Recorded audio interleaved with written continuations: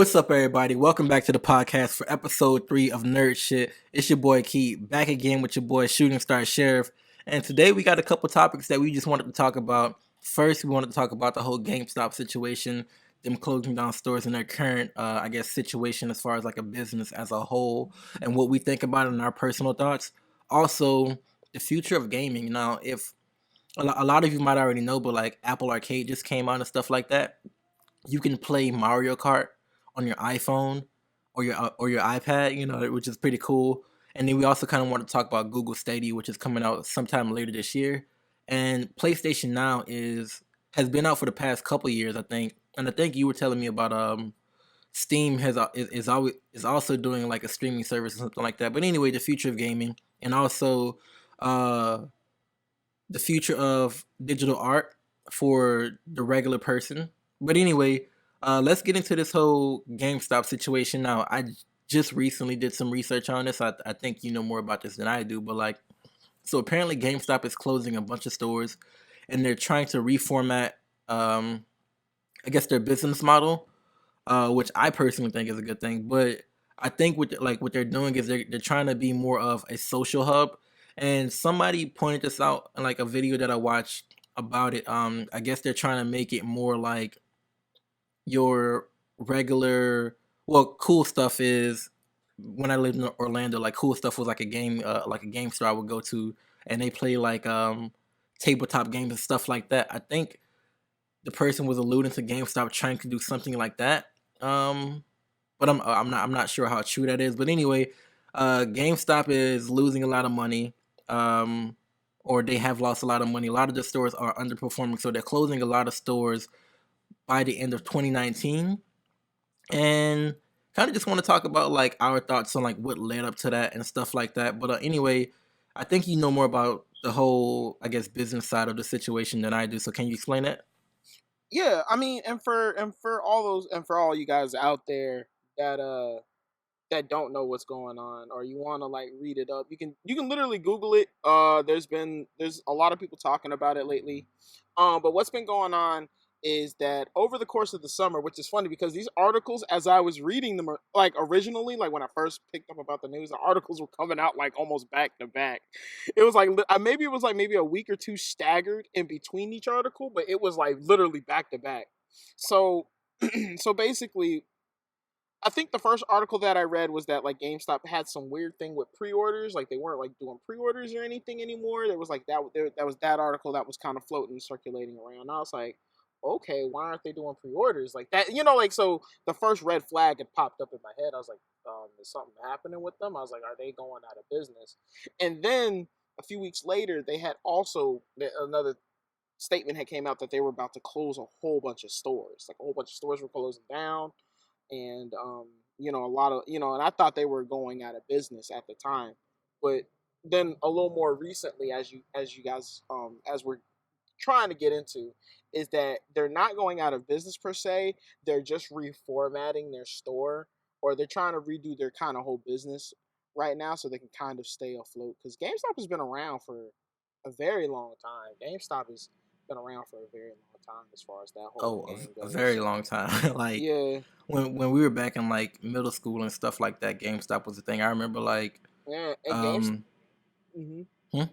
No, but I remember like when I was like 14 or 15, I wanted to work at GameStop because like it was basically everything that I love. You go into this place and it sells like all of these things that you love, these video games and stuff like that.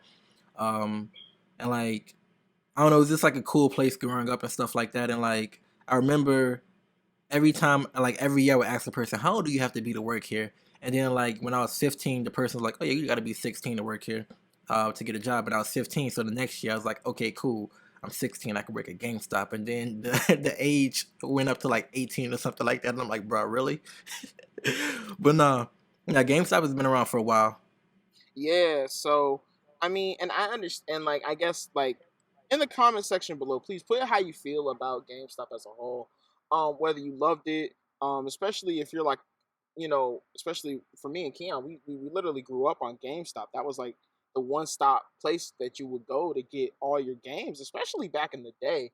So, I mean, it I feel like GameStop definitely it's a specialty store. It still has like a niche. Yeah, it's a niche market, but gaming in the last 10 years has become such a big thing. It's like gaming gets bigger and bigger every year. So it's like GameStop has a neat like the market that GameStop is in is still relatively like only really GameStop and EB Games for a while, but I think EB Games and GameStop had a weird thing. But that's I besides the think point. like a merger or something like that.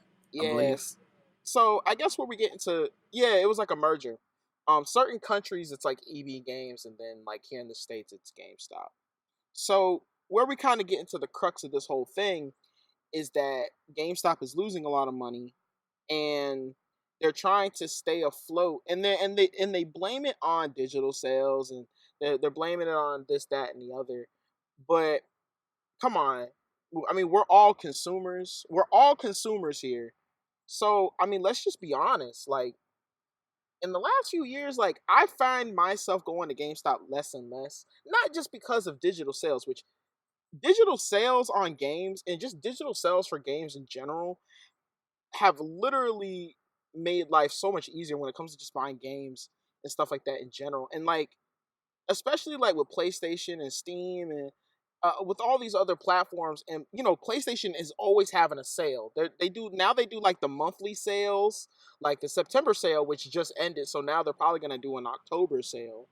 Oh yeah, and Um, then the Christmas sale is coming up. Like PlayStation is about to have a lot of games like for stupid cheap. Yeah, and Steam with their quarterly Steam sales, like their winter sale is gonna come up. They have their summer sale and their winter sale. Those are like their two biggest sales a year, and the games on that platform go stupid cheap. So it really just begs the question of like, what are the digital games doing that physical retail games are not doing, and why GameStop Yeah. is hurting? And Why? me So yeah. Mm-hmm. no, I was gonna say, why would you go to a GameStop where there's an employee who is like over the past couple years, right? Who's going to try to sell you everything underneath the sun that you don't want. You just want this one little game that you go in there for, but they try to press you into getting a power rewards card. They try to press you into to buying um, something else or whatever, right? They try to press you into doing all of this stuff when you can just turn on your PlayStation, go to the PlayStation market, and buy that same game for the same amount of money or less. So it's a lot easier for people to purchase digital games, and it makes more sense. Like I know when digital games first started becoming a thing, they were just too expensive, and then like people I guess went to GameStop to get cheaper games because like there are some good deals in GameStop, and GameStop do have good deals every now and then, like the buy two get one free and stuff like that. Like those are still pretty good deals. Like I don't think I've ever seen a digital market. Oh, actually I did. Actually Steam, but like PlayStation. I don't think I've ever seen PlayStation do a buy two get one free on any of their video games. So like GameStop does have deals, but when it comes to like now, I think digital, like buying digital games is a lot easier and a lot less hassle. Cause like me, before we even turned on before we even turned on a recording, we were talking about like our personal experience with GameStop, and I haven't been to GameStop in years. I haven't purchased anything from GameStop in years. But like one time I went in there, the guy was like, "Oh, you want to renew your Power Rewards cards?" And I'm like, "Oh no, I barely come to GameStop." And at the time, I really didn't like. I would go to GameStop every so often. It was like, oh well, like since you've gotten a card, you've saved 130 something dollars or whatever. Like I forget the exact number. It's been a couple of years, but like, and he was like very adamant that I purchased that card, and he was like trying to force me to purchase that card, and I'm like, yo, I don't want to do that. Like looked like he was kind of mad that I didn't want to do it, and it's not his fault. Like we were saying, I think it's GameStop as a whole, like as a business, it's their fault because they pressure their employees to sell all of these things, Uh-huh. and if they don't sell it, they're gonna get fired. Yeah, I mean, and I think it even goes beyond that. It's just like back in the like let's just put it like this. Back when GameStop had first originated, or back when stores were for GameStop were first a thing, like back when me and you were like buying games at GameStop or like getting games at GameStop when we were like 10 years ago. Let's take it back. Like take it back 10 years. Like it was the only place where you could you could buy video games and then trade video games in for a reasonable amount of currency of store credit to get like a new game or something like that. So think about it. Like at the time, GameStop was the only place that had did anything like that. So they really had their own like little cornerstone of like the gaming world, of like just the gaming world in general, because they had this thing. But now it's like here's the joke, right? The joke is that you spend hundreds of dollars on video games and consoles and equipment, and gaming isn't a cheap hobby. B, like it's not a cheap hobby at all to be, you know what I mean? And no, it's not. Being a gamer is not a cheap hobby. It really isn't, when you really factor in like everything you really have spent on games. But the thing is you spend hundreds of dollars on this stuff, but then you only get like 10% of it back. You know, just like you trade in a new game. I think my favorite thing is RDC World 1. They do a skit about GameStop, and this guy trades in like 40 games and he only gets $5. Like, you know what I mean? Like, you don't get much value back for the things you trade in, but they'll go back, they'll turn around, they'll give you $5 in credit, in store credit, but they'll turn around and sell the game for like $30. And it's just like, what the fuck? Like, oh, sorry. But I was trying not to drop the F-bomb. But, you know, it's like, come on. The podcast is called Nerd Shit, so I mean, like, we've already demonetized ourselves. We really have. Support us on our Patreon, please. That we don't have yet. But anyway. But yeah, that's kind of the crux of the issue. And I mean, honestly, I think it's about time. I mean, I feel like they should have did this years ago, but the fact that now that they're trying to go more with like being like this social hub where you can kind of come in, chill, play video games with people, and it's like, okay, y'all are gonna do that, but if you guys close down more than half your stores, right? Because like even here in Orlando, Florida, which I just dropped that. There's like several GameStop stores. So let's say half of those stores close down and there's only maybe one or two to get to. It's like, okay, now I got to drive all the way out here to get to a store just to what? So I can just chill and play games with people? I can do that at home for free. Like, you know what I mean? And like, there are other places, like there's this nice little cool place. This is not a promotion, by the way, but there's this arcade that I like to go to that's out in the Oviedo-ish area called Arcade Monsters. And you can go in that place from the moment they close, from the moment they open to the moment they close, which on some nights it's like not until 2 a.m. You pay $14. All the arcade machines are unlocked, but they have Switches, they have PS4s, they always got like Dragon Ball Fighters, the Smash Bros, and you can play as much as you want. $14 for the entire night. And it's just like, but it's a social place. You can get a drink and stuff like that. You can go with your friends, but it's a way better social experience. And it's just like GameStop trying to do that. It's like I can't really see them doing that. I can't really see them succeeding because it's like, okay, you're still a retail store at the end of the day. You're not like a hangout spot. So you're gonna have these people come in and just hang out and chill, which that's kind of cool. But then at the same time, you're like, okay, am I gonna have somebody walk up to me and be like, I see that you're in the middle of playing this game with your buddy. Oh, but you want to sign up for this deal, or you want to buy these, you want to pre-order these games or something like that? And it's just like, I don't know. With the reputation that they've already set for themselves, it's like trying to change the out. Like a lot of things have to change about how they're running their business in order for anyone to even see GameStop in a different light. It's one of those things, like, it's sad, but it's true. Yeah. Yeah. I mean, how do you feel about the whole thing?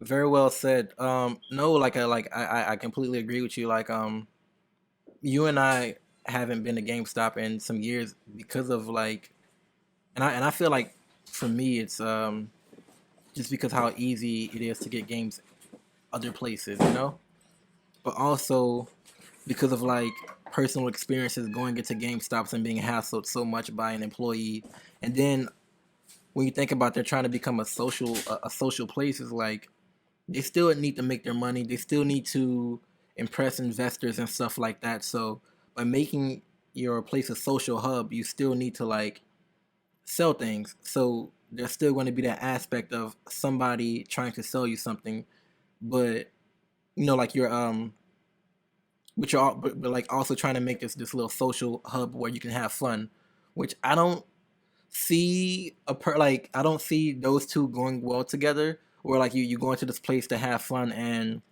to just hang out with your buddies, but somebody else is like, hey, buy this, hey, buy that, hey, get our new card, hey, upgrade your membership, hey, do this, hey, the winner today gets half off on this. Like, I'm not sure, so I don't see how that's going to play out. Also, and I could be completely wrong. Maybe it's the best. It'll be the best thing ever. But also, like different places have these smaller these smaller game shops that people go to. So like, do you think people are going to abandon a game store that they've been going to, like a hangout spot that they've been going to for the past couple years, to go into a GameStop and do the exact same thing, but with the added pressure of being sold something, Because like when you go into cool stuff, nobody at cool stuff is saying, "Hey, we got this new card pack, bro. You gotta buy this new card pack." You know what I'm saying? Or like, yo, you gotta buy this new game that just came out. Like before you go sit down with your friends and hang out, look, we got this on sale. Buy this used game. You know what I'm saying? Like nobody's doing that at these little smaller game stops. Well, game shops. I don't want to say GameStop. Game shops. You know what I mean? Yeah, yeah. Just game stores in general, because I mean, I just feel like game stores are already made with the preconceived notion that this is gonna be a spot that you can come chill, you can hang out. But guess what? They're gonna have they're gonna have game related products there that you can buy while you're there chilling with your friends or with your homies. Now, Arcade Monsters is more of like a retro arcade bar where it's like, all right, cool. If I want to grab a drink and then just play some games with my homie, play some arcade games, or go over and play Smash or something with some homies on the Switch, or play Fighters over like with some homies, I can do that. There's really no upfront, but they sell themselves on being a hangout spot first, and then like it's a hangout spot, and you pay just to just so you can hang out with your friends and just play games on play games as much as you want. Whereas like I feel like GameStop is like, I feel like, and we don't know. Well, this is all preconceived. Like this is all speculation right now. Where it's like, I feel like the worst way, and I don't know why I feel like this might happen, but it's like they're like, okay, we're gonna become a hangout spot to entice people to come in, but it's gonna be like, oh, you want to sit down and play this game for a few hours? You got to pay a fee to play for like an hour, and I'm be like, what the? I'm a legit be upset if that's the route Yeah. they go. I don't like. It's kind of hard not to have a negative attitude about GameStop in this day and age, especially like when you're hearing like, oh, they're closing down, and you're like, okay, good, they're closing down, because when you go in there, they have all these shady tactics, like stores, and I noticed from people who actually worked at GameStop and would tell me this, they don't work there anymore, or whatever, but like they GameStop employees will literally tell you they don't have a new video game in stock because they get paid more off of their used games, or something like that, right? So they'll say, oh, this, we don't have this in stock new, but we have it in stock used, and you can purchase the used one. And sometimes uh they'll like the used ones will be more expensive than the new for whatever reason, like maybe there's like a sale going on for the new game or whatever, and like you can't do that, you know what I'm saying? Or like you go into the GameStop and they don't have any games available for like any copies available, like I mean, and kind of just to piggyback off of what you said, I think the biggest thing that really kind of like gets to a lot of people is not only that you get very little value back for all the money you spent on like all the gaming products that you have. It's at the same time, it's just like, yeah, you get hassled, and then I can't, I had it and I lost it. I'm trying to figure out, I'm trying to see if I'm gonna get it back.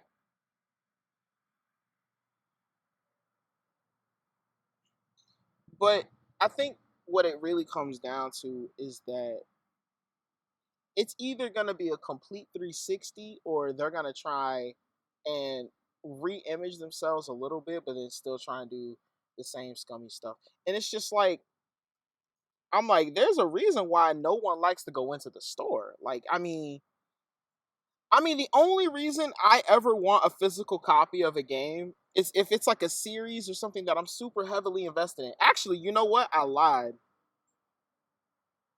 You know what? Actually, I lied. The last time I bought a physical game from that store was Kingdom Hearts 3 at the beginning of the year. But I wanted a physical copy of Kingdom Hearts 3 because I wanted physical copies of all my Kingdom Hearts games because I like Kingdom Hearts that much where I just want a physical copy of those games. So it's different. But like even still, like I never go in the store. Like I don't ever look to like, oh yeah, let me go into GameStop and buy this. Like Yeah, you know not, it's funny. Personally, because like all of these different retailers like Best Buy, Target, stuff like that, even Walmart, they do price matching.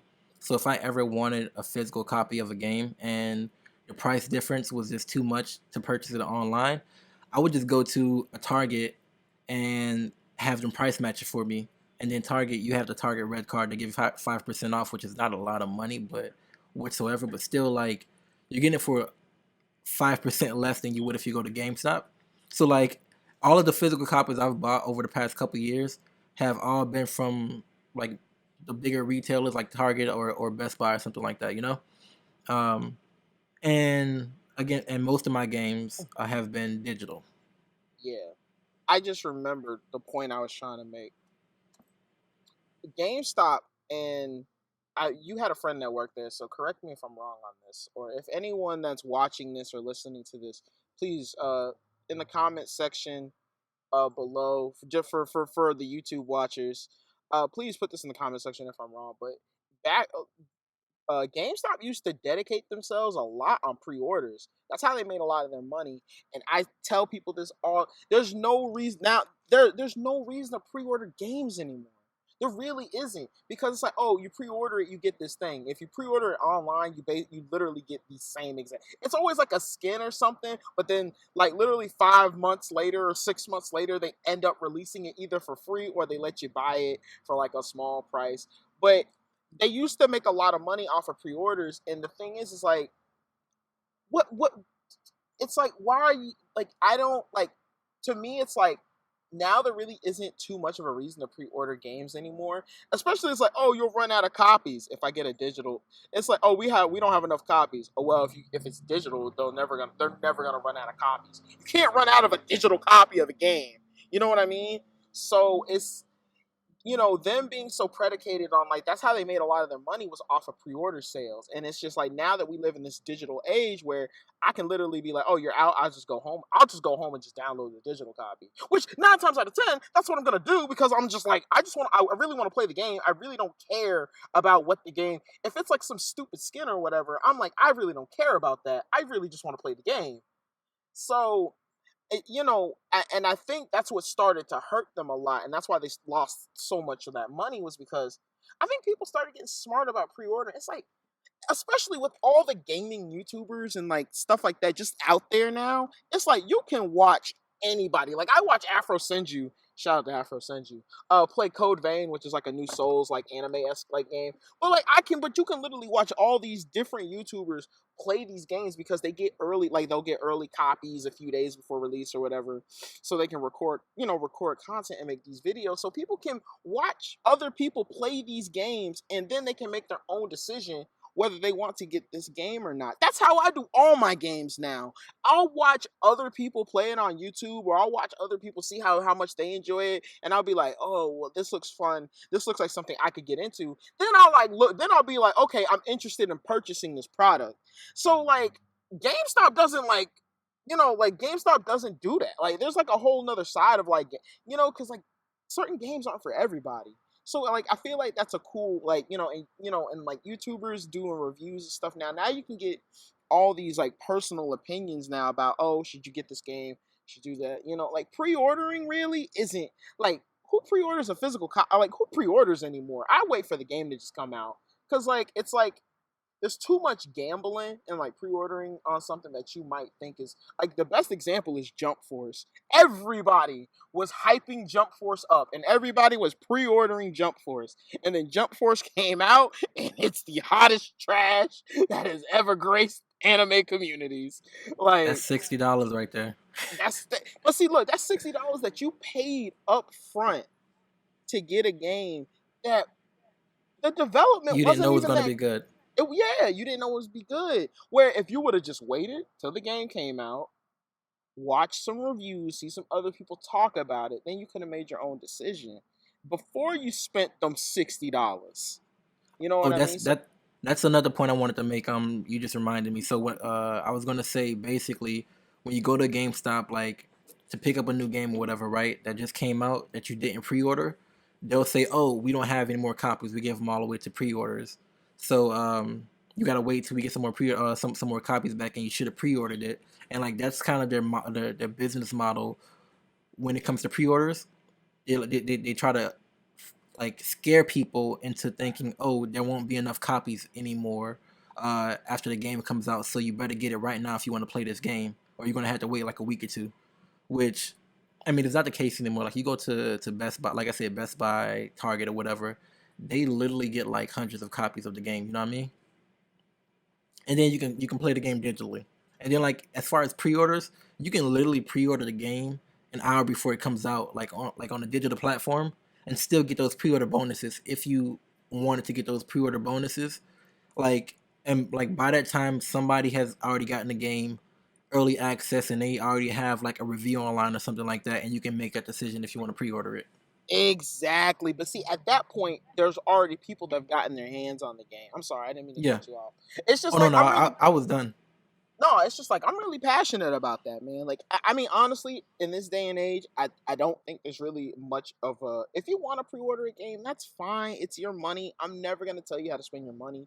It's just I I honestly don't like. I honestly just don't see the value in pre-ordering anymore. Like I just don't see the value in it anymore. I rather wait for the game to come out, and it just depends. Certain situations, like I didn't even pre-order Spider-Man PS4. Like, and that game is, but I got a digital copy of that game. Like I didn't buy it. Like it's just weird. Like I think Speaking of Spidey PS4, I got like I didn't I bought it way after it came out, and I got it for like $10 on you know, PlayStation Market. yo, and you're right about that. Cause I remember I bought that game at full price online. I mean, I don't care. I mean, I don't mind it because the game was amazing. It was phenomenal. I'm a huge Spider-Man fan, so I was gonna play the game regardless. But it's funny because a few months later, I did get on the PSN store, and that game was like $15. Like you can, that's where digital gaming is at now. Like you can literally just wait a few months, especially if you're like PSN Plus or like things like that.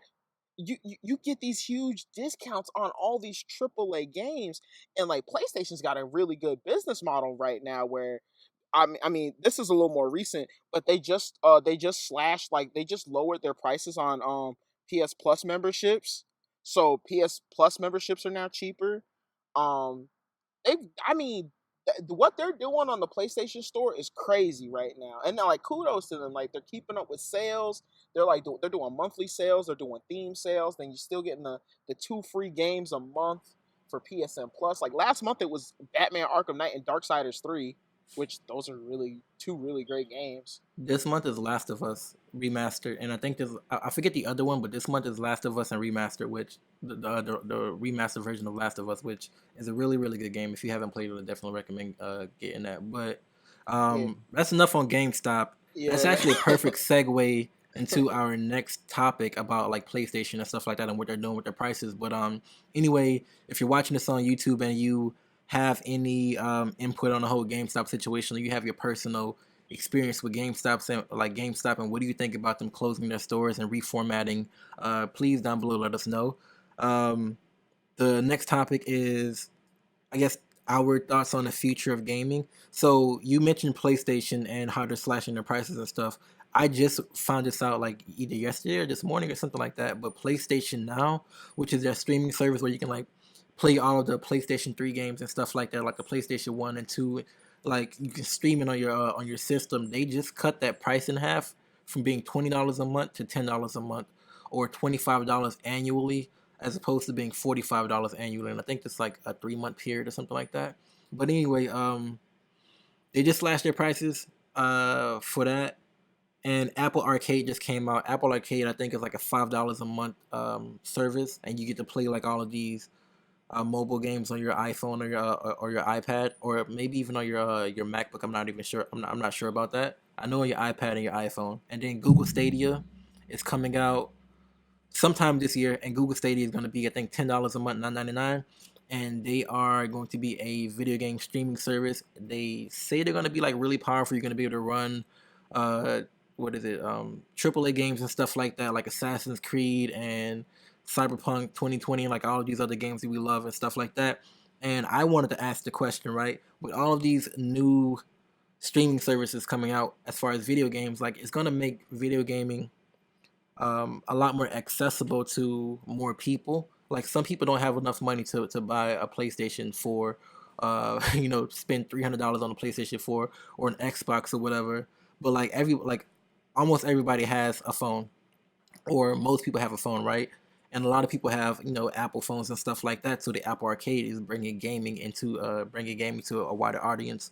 And Google Stadia, if you have a computer, you have a phone and stuff like that, you have a tablet, you can stream those games on that device. And apparently they're gonna run pretty good. We don't know yet. I think Google Stadia had a beta at one point, and people were having good reviews about it. PlayStation Now, like you can only play PlayStation Now on a PlayStation, and I think like the PlayStation 3 and stuff. I'm not sure. I know PlayStation Now is just like, I think, on the PlayStation for now. But yeah, anyway, um, do you think it's man, I lost my train of thought. We already talked about this earlier off mic, but anyway, do you think it's going to eliminate the need for a mobile gaming system, or do you think Google Stadia, Apple Arcade, I think Apple Arcade in the future does have the potential to like have better games and stuff like that. Right now, they have a game called Ocean. Hold on, let me see what it's called. Let me look up real quick. Ocean Horn, and Ocean Horn is basically like like a Legend of Zelda ripoff. But like it's really good, and the play is really good and stuff like that. The controls are intuitive. You can connect your PlayStation controller or your Xbox controller to your iPad and play it like that, which is pretty cool. Fortnite is on all devices and stuff like that. So for like, do people need to buy a Switch or a 2DS and stuff like that anymore? Or maybe not right now, but like in the future, you know? Do you think it's gonna eliminate the need to buy those devices? It's funny. As far as I'll answer the first part of the question. Will it kill mobile gaming? No. Honestly, Well, no, it'll. well, no, not kill mobile game. I didn't say, maybe that's not where I was going. Kill mobile gaming. I'm saying like mobile gaming, like bringing it to more people. That's what I meant to say. Like, Yeah, yeah. yeah, if I did say that, I know I was rambling. If I did say that, I didn't mean kill mobile gaming. I feel like this is actually bringing mobile gaming to a bigger spotlight and making it, like, I guess, more prevalent in people's like day to day gaming routines or whatever. You know what I mean? Like instead of going like, yeah, because like, instead of like going home and like sitting down and playing your PlayStation, right? You have your iPad in your hand. You can go on your iPad to Apple Arcade and play Ocean Horn or something like that, or like you can go and play Fortnite or whatever. Like maybe like you're on a commute to school or to work or to wherever you got to go, or whatever. Like you're on like a plane or something like that. You can pull out these devices and play them. And normally, like, you see people like playing video games like at the airport or whatever. They have a Switch, or they have a 3DS or whatever, and they're playing like Pokemon or something like that, right? But potentially, right, if these bigger companies start to invest into like these mobile systems or whatever, like they start to invest in Google Stadia, they start to invest in Apple Arcade, and people have access to Pokemon on their iPhone. You know what I mean?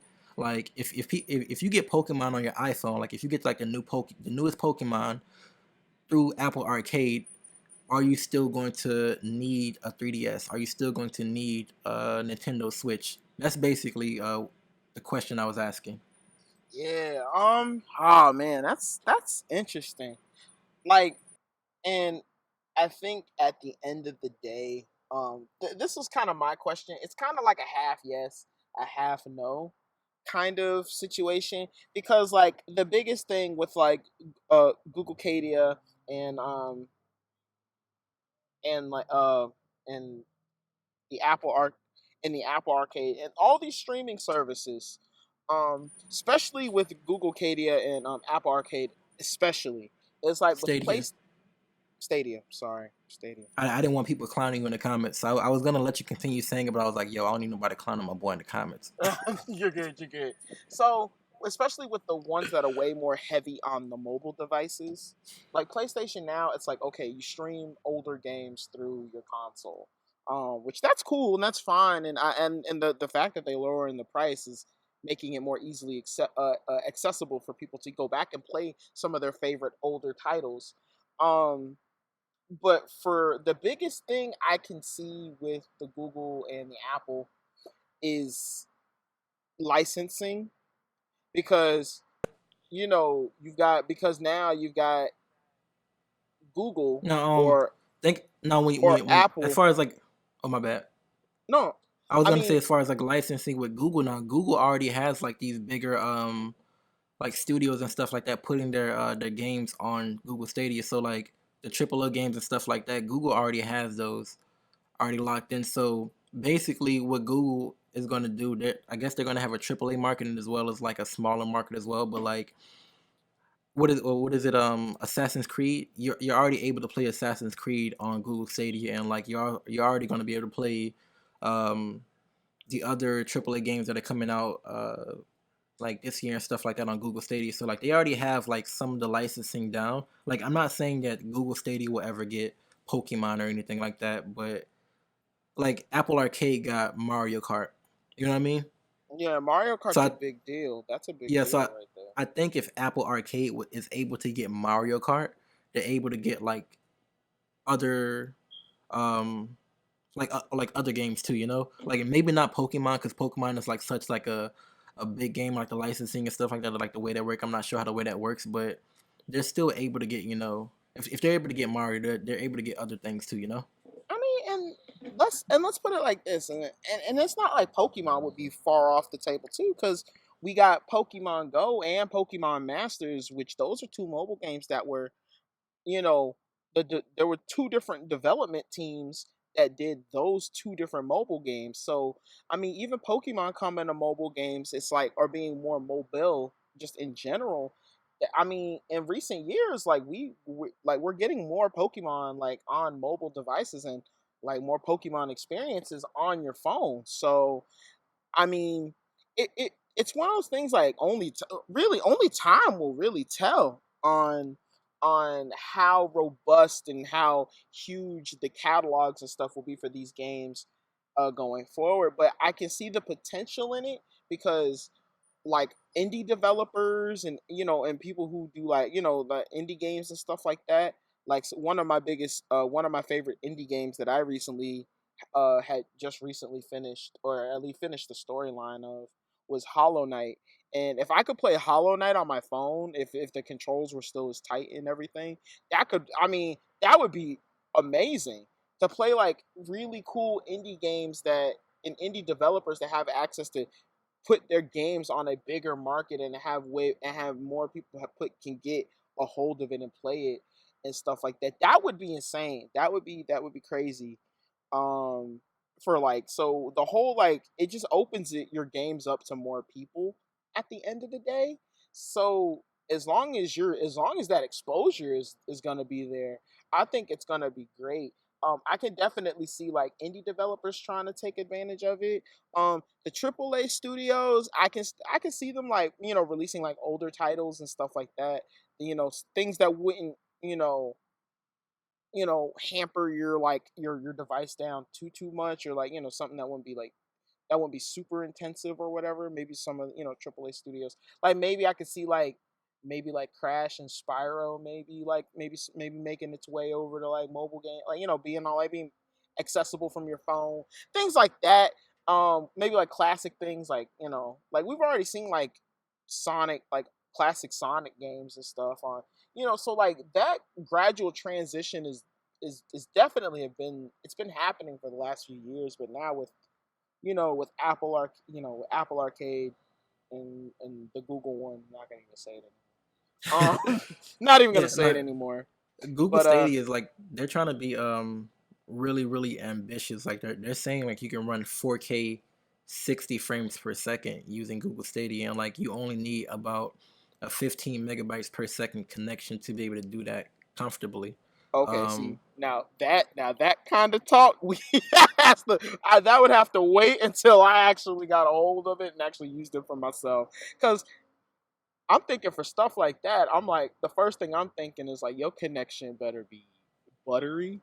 I'm Your looking at connect. I'm looking at it right now. So Google Stadia games that are going to be available that we know of right now, and I'm just like looking at the Google right now. They say Assassin's Creed Odyssey, Baldur's Gate 3, Borderlands 3, Cyberpunk 2077, Darkside Genesis, Destiny 2. Like these aren't small games, man. And like the whole thing about Google Stadia is like they have their own like servers and stuff like that. So you're actually streaming from their servers to your device. So basically, it's basically like if you have PlayStation Remote Play and you're streaming your game on your iPad or your computer, whatever, and your PlayStation is running the game, but you're actually just streaming it on a device. That's basically what Google Stadia is, and like a lot of people were having issues with that because with Google Stadia, you won't be able to store your save data or download the games onto your hard drive. Basically, they'll just be in a catalog online, and and like whenever you want access to those, you stream them. Also, I mean, I'm looking at like Google Stadia, like they got Mortal Kombat 11, they got Rise of the Tomb Raider, Shadow of the Tomb Raider, NBA 2K20, stuff like that. Well, Division, I mean, like we'll have to. Ooh, yeah. that's a good library. Sorry, I didn't mean to cut you off. No, yeah, they have a lot of games, but the only thing about Google Stadia is right, like it's gonna be a $10 a month service fee, but you don't get an unlimited library like you would with Apple Arcade or PlayStation Now. You you pay that $10 a month and like you get access to some of the games, maybe like some of the smaller games, but like the bigger games and stuff like that, you still have to actually pay your full price for. And I think they were saying something like the price is going to be a little cheaper. So instead of being $60 for a brand new game, you only pay 50 or something like that. But that's another issue that people were talking about. Like people want to be able to like have the peace of mind to where they can save their save data. So like if the servers go down or something like that, they don't lose all of their save data. Or like if they aren't around like a Wi-Fi situation, they're still able to have access to their games. People want that, but I think in the future Google is gonna like adapt to that and allow that to happen because so many people want that and it's a must-have feature. Because like even Steam, like Steam allows you to download all of your games to your computer and play that. Like you're not streaming your games from the Steam service, and also PlayStation Now allows you to download some of the games to your actual console itself. So like you're not relying on your internet, your internet connection to comfortably play these games. So I think Google Stadia is gonna if like it's successful and stuff like that. We don't know yet because it hasn't come out. I think November is when like the founders um like the founders, the first people who can play it for 2 months or whatever is gonna come out in November, and like everybody else gets to play it next year or something like that. But and I think in the future they're gonna adapt to that. But I mean, like, what do you think? I mean, I think it it's cool, and it's definitely like an ambitious project, and I think I mean, and let's be honest, man. Phones have only gotten better. They've only got more powerful. I mean, literally, a phone that's newer phones that have come out this year would be able to run like Kingdom Hearts 2 back, back in back in 2002.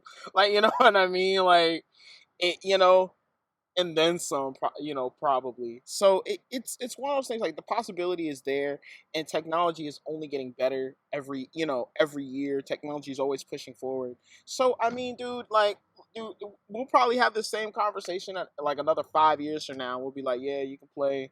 Yeah, I was playing Batman Arkham Knight on my phone the other day because I was bored. I was bored or whatever. Um, but yeah, but like I think the only thing with the gaming aspect of it is like, I mean, instead of it being $60, $50, like from what you were saying, a lot of people, and this is just with mobile gaming in general, people don't want to pay. Like a lot of people won't even pay $5 for a game. It's like you pay this one price, you get this whole game for free. You get no ads, you get no nothing. But people like to play gotcha games where it's like, oh, you play it for free, but then we keep charging you. We keep at you at microtransactions, and I don't know. It just depends on how you feel about certain games. Because I'm not gonna lie, I spent money on gotcha games because it's my money. I do it up because I enjoy those games and I want to support those games. I want to see those games.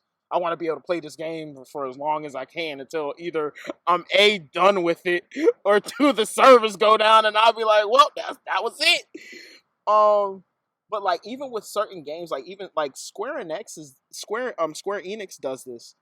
They release like all the old Dragon Quest games. One of my personal favorite games, The World Ends with You, is on there as well for like $15. And I paid $15 to play The World Ends with You on my phone because I love that's like my personal favorite game, personal favorite RPG that it's still one of my favorite games of all time actually.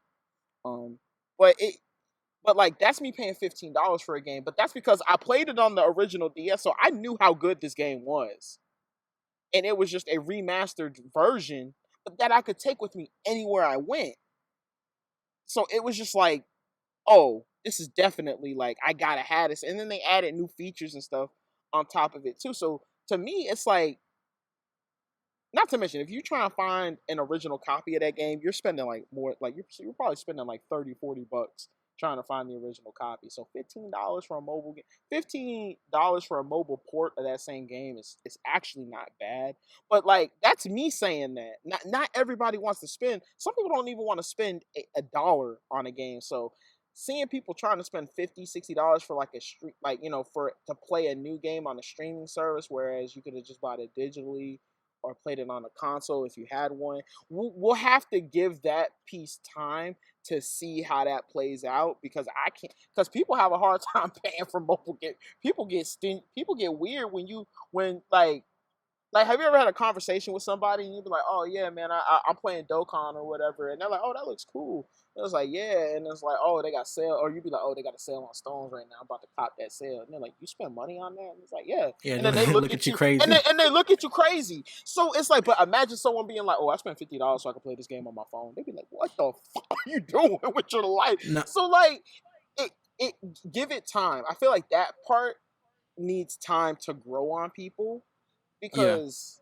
I people think the don't. conversation is more or like it's more geared towards people who don't have access to those consoles. You know, like if Yeah, you want to play Borderlands 3, but you don't have a PlayStation 4 and Xbox, or you don't have a piece, like you don't have Steam or what? Well, okay, if you got a PC, then you'll probably have Steam. But anyway, like if you don't have a PlayStation or Xbox, um, and you wanted to play Borderlands 3, you had a Google Stadia membership, then I think paying that 50 for Borderlands 3 on Google Stadia would be more enticing to you than if you had a PlayStation 4 already. You know what I yeah, mean? yeah. Now, like, yeah, and then and that's on the opposite side of this. Now we're looking at the opposite side of the spectrum, where it's like, okay, if I didn't have any of those systems, like, would I look at Apple Arcade? Would I look at Google? I'm not still not saying it. Would I look at those features? Would I look at those features and be like, oh, that's way more enticing? Because I can now play these titles that I want to play. Yeah, that totally. I could see myself doing that. I can see myself doing that to to be able to play those things and and have access to like playing those big titles that wanted to experience for myself. I mean, at the end of the day, what it really comes down to is like when those things like actually have their full launches, like it's gonna have its bugs, it's gonna have its hiccups. But like the servers are gonna have to be monitored constantly. They're gonna have to have a team of people constantly on top of the servers, and stuff like that. But other than that, but it's like it's basically like any kind of popular MMORPG type of like game. Like they have all these different servers open, and then you just like you jump into a server, or like maybe like your account gets assigned to a certain server, so that way it's not like everyone jumping in all these different random servers.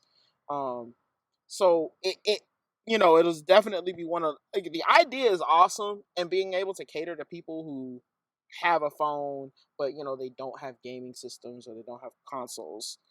It's definitely a cool outlet for them that want a game but they just don't have the money or the resources or even maybe the time to like really be like, because maybe I'm at work all day and maybe the only time I get to play a game is like during my 20-30 minute break at lunch or hour lunch or something. So yeah, I think the idea is cool. It's definitely gonna have some, because we do live in a world where we still have consoles and we have all these devices. It's gonna be some back and forth. But yeah, for the person who doesn't have any consoles but they have a phone and they have like maybe they have like but they have the latest phone because they can invest in having the latest phone. Yeah, I could totally see that. Dope, dope, dope. Anyway, those are our thoughts. Again, as always, down in the comments below, what do you think about Google Stadia, Apple Arcade, and streaming uh, services for gaming as a whole? Do you think it's the future of gaming? Do you think it's going to succeed? Down in the comments below, let us know. Also, last thing, the future of digital art, and I know people have already been using iPads with the Apple Pencil and stuff like that for professional illustrations and stuff like that. But I just wanted to kind of talk about the Procreate 5 update, just like a massive update for Procreate, which is a digital, what is like a digital art app on your iPad.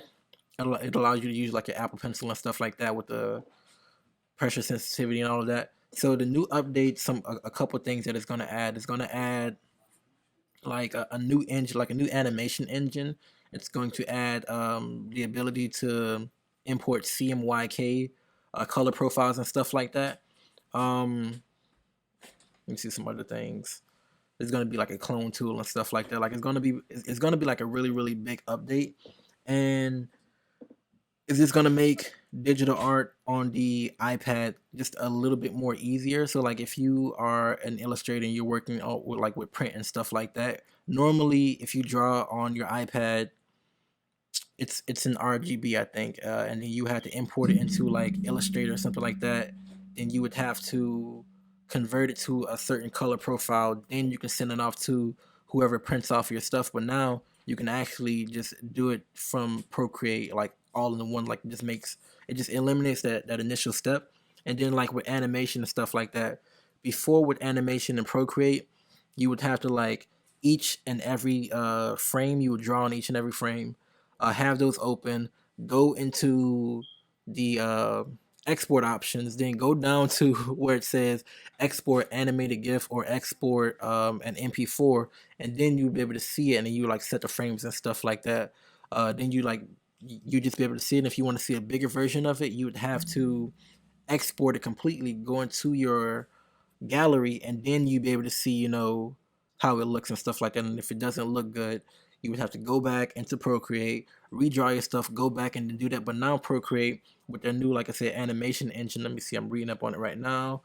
Onion scanning and instant playback within like the actual app itself. You can kind of scrub through your animations, and like if anybody's ever used like any animation software, like the way it works a lot better. Like it just works a lot better now. So like it works kind of like a light box or something, like you'll have a piece of tracing paper on top of another piece of tracing paper. You'll be able to see through that paper. That's kind of what it is now on Procreate. And like I said, I think like just like the regular person or whatever, if you're making like small animations or even like somebody who's doing this professionally, just the app itself is making it a lot easier for people.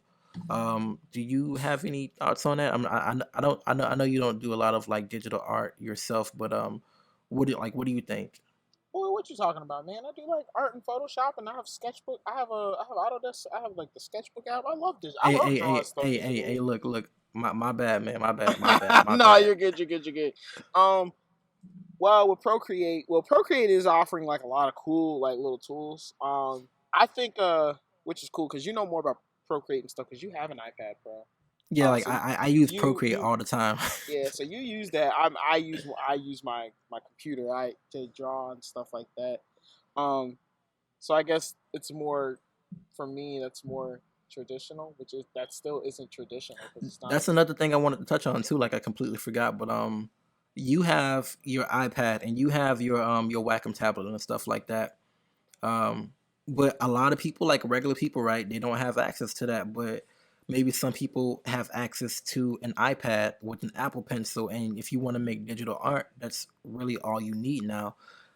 Which that's all you needed before, but now if you want to make animations, right? If you want to get into that, if you want to be like a freelance animator or something like that. Like I don't think any big animation studios would go to Procreate because like they all have like their in-house stuff and they have like top of the line equipment. But like if you wanted to be like a freelance animator, you know what I mean? Like you want to make like a little animated shorts, you can now do those in Procreate a lot easier. Um, and if you just wanted to be like a freelance artist, you have this Apple Pencil with this little screen that you can work with before like with you yourself, right? Like you do everything in Photoshop, and you have to like have your Wacom tablet, which the iPad cost like not the iPad but the MacBook costs like what $1,000 $2,000 or whatever, and then you have to buy the Wacom that's gonna cost you like 100 and some change or whatever. When you can just when you could just like get an iPad for $329 whatever, you know what I mean? So like I think like Procreate 5 and like how powerful it is and like all of the stuff that they're adding to it is gonna make is gonna bring like all of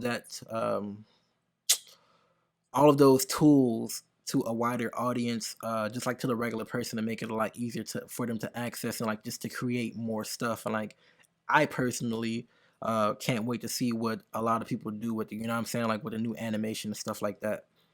Yeah. And I think it's really cool because especially like let's say if you already have like an iPad Pro and or a computer or whatever, you can it easily allows you access to these tools, which that's cool. And especially like it's funny because I mean on my YouTube channel, which those of you guys who are watching, if you haven't seen my channel, I play a lot of anime games. Shameless Um plug. Shameless plug.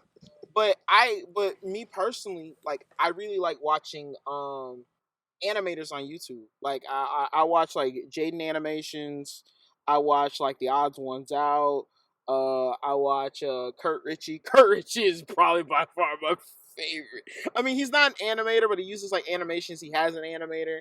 He like animate, puts little stories together. But like I watch a lot of things like that. So I could see like when we get down to like the everyman, like the you and me type people, you know, like like in YouTubers, like I could see like someone using Procreate to be like, okay, I'm gonna make maybe I want to make like maybe I want to tell a story, and maybe instead of showing my face, I want to just do like an animation, or like I'll animate the story, which that's what they do.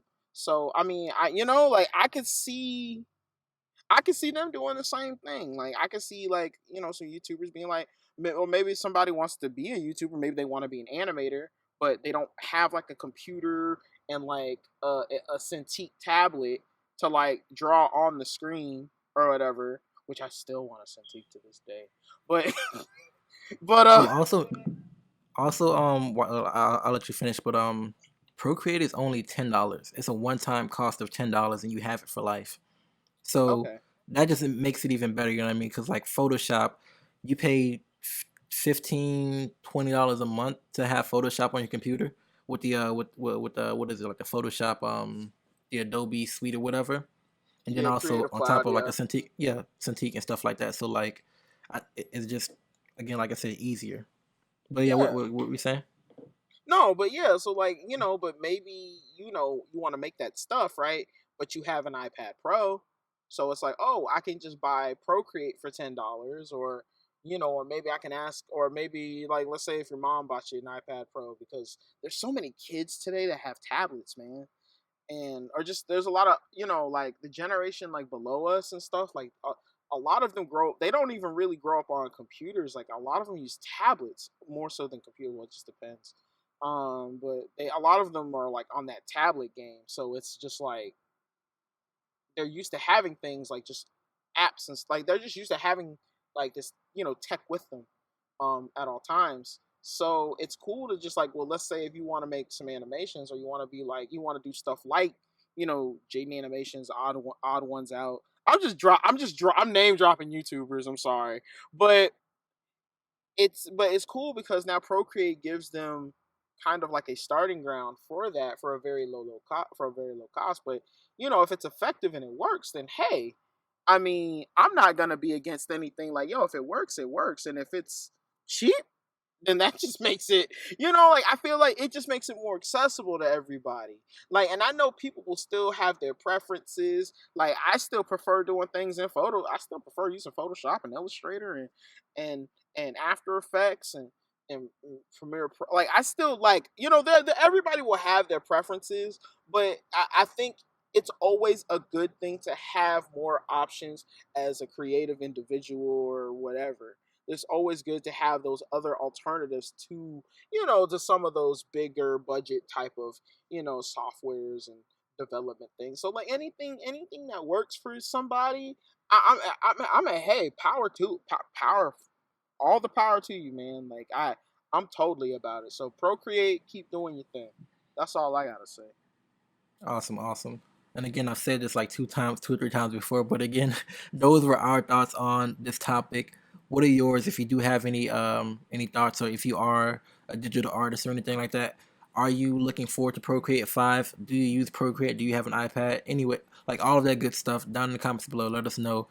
Or you can even tweet at us if you're not watching this on YouTube. If you're listening to this in Apple Podcast or Google Podcast or whatever, and you want to give your input on anything that we've talked about, you can tweet at us. I think our Twitter is nerdshitdaily. So yeah, just tweet at us and let us know. We'll be replying to that and everything. But anyway, thank you all for listening to this very, very long podcast. And you all have a very wonderful day. This has been your boy Key, Shooting Star Sheriff, and we out. We out.